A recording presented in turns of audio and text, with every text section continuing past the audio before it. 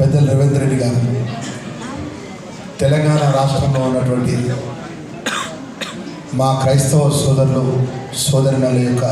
కుటుంబాల యొక్క ఆ గొప్ప దేవుడు ఆ దేవదేవుడు హ్యాపీ క్రిస్మస్ పండుగని రాష్ట్రమంతా సెలబ్రేషన్ చేసుకోవాలనే భాగంలో జగిత్యాల జిల్లాలో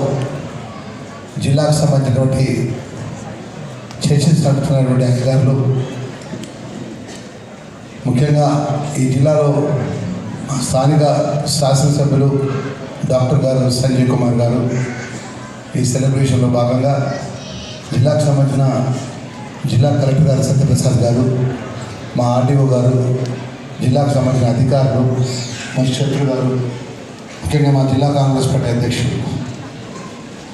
ఈరోజు ఈ ప్రాంతంలో ఎంతో దేవుడి పక్షాన సేవ చేసి జిల్లా అసోసియేషన్కి అధ్యక్షుడు ఉన్నటువంటి మా అన్న బ్రదర్ జీవరత్నం గారు, మా సెక్రటరీ సెల్వన్ గారు, అదేవిధంగా నిజయవర్గానికి సంబంధించిన అజయ్ గారు, కాలేజ్ గారు, విఘ్నేష్ గారు, అశోక్ పాల్ గారు, వీరందరూ ఈ జిల్లాకు సంబంధించినటువంటి క్రైస్తవ ఏదైతే చర్చెస్ నడుపుతున్నటువంటి సంఘపరంగా ఈ జిల్లాకు ప్రాతినిధ్యం చేసి ఎక్కడ ఎవరికి ఇబ్బంది ఉన్నా కూడా ప్రభుత్వం దృష్టి తీసుకురావడమా, లేదా దానికి శాసనసభ్యులు సంజయ్ కుమార్ గారు ఇప్పుడే చెప్తున్నారు అలా ఈ షెడ్ కానీ ఇక రోడ్డు కానీ ప్రభుత్వం ద్వారా నేను నిర్మాణం చేసిన అని చెప్పడం జరుగుతుంది. మా క్రైస్తవులకు సంబంధించిన పెద్దలందరూ కూడా మనం చేసుకుంటున్నాం. ఎందుకంటే నేను 4 నెలల క్రితము మంత్రిగా బాధ్యత తీసుకున్నప్పుడు ఈ డిపార్ట్మెంట్తో నేను శాఖ మంత్రిగా ఉన్నాను. అజారుద్దీన్ రానప్పుడు ఈ శాఖకు సంబంధించినటువంటి విషయంలో కూడా గౌరవ ముఖ్యమంత్రి గారితో మా సెక్రటరీస్తో ఒక మీటింగ్ పెట్టుకొని ముఖ్యమంత్రి గారి దృష్టికి తీసుకెళ్ళాను. ముఖ్యమంత్రి గారు ఒక మాట మాట్లాడినారు. మన దేశంలో మన జాతీయ కాంగ్రెస్ పార్టీ నాయకురాలు సోనియా గాంధీ గారు కానీ, రాహుల్ గాంధీ గారు కానీ క్రైస్తవుల పక్షపాతి, క్రైస్తవ సోదరుల పక్షపాతి, సదరి కుటుంబాల పక్షపాతి. మన రాష్ట్రంలో ఉన్నటువంటి క్రైస్తవ సోదరులందరూ కూడా సోదరిమణులంతా 100% కాంగ్రెస్ పార్టీ పరంగా, కాంగ్రెస్ ప్రభుత్వ పరంగా ఆశీర్వదించేటువంటి కుటుంబాలు కాబట్టి వారి పక్షాన భవిష్యత్తులో ఏ నిర్ణయం తీసుకున్నా కూడా ముఖ్యమంత్రిగా ఆ శాఖ మంత్రిగా నీకు సహకరిస్తా అని చెప్పి మాట్లాడిన సందర్భాన్ని ఈ సందర్భంగా ఇక్కడికి మనవి చేస్తూ, నేను ఎక్కువ మాట్లాడకుండా మా మిత్రులు ఇప్పుడు చెప్పినారు మా ఎమ్మెల్యే గారు, ఏదైతే గవర్నమెంట్ ప్లేస్ సంబంధించిన విషయంలో పట్ల నేను జిల్లాకు సంబంధించినటువంటి మంత్రిగా నా బాధ్యత. తప్పకుండా మీరు ఎక్కడైతే ల్యాండ్ ఐడెంటిఫై చేస్తే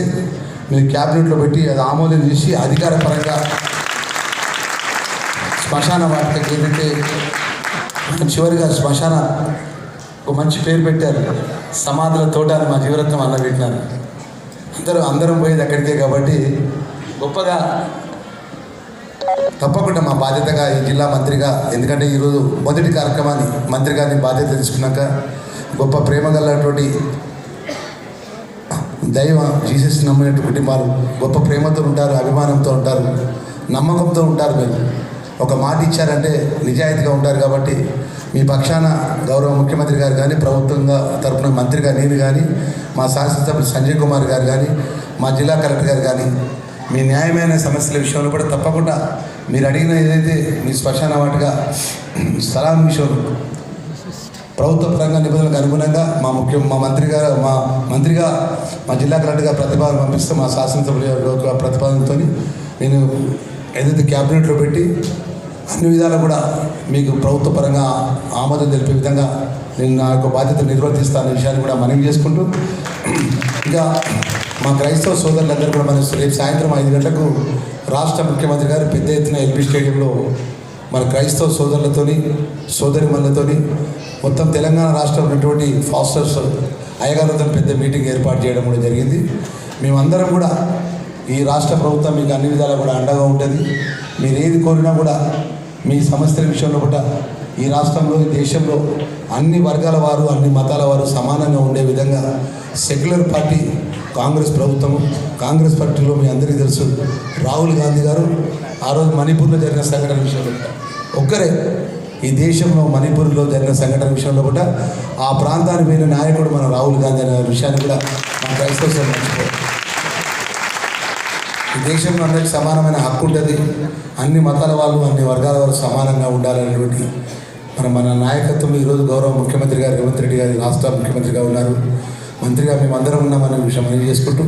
మరొకసారి అడ్వాన్స్గా మేము ఏదైతే ఇప్పుడే పెద్దలు చెప్పినారు కొన్ని ఈ జిల్లాకు సంబంధించినటువంటి చర్చెస్ ఎన్నిక విషయంలో కూడా సుమారు 50 చర్చెస్ 50 అండి జిల్లా మొత్తం 150 కోసం ఫండింగ్ కోసం అడిగినారు. అది కూడా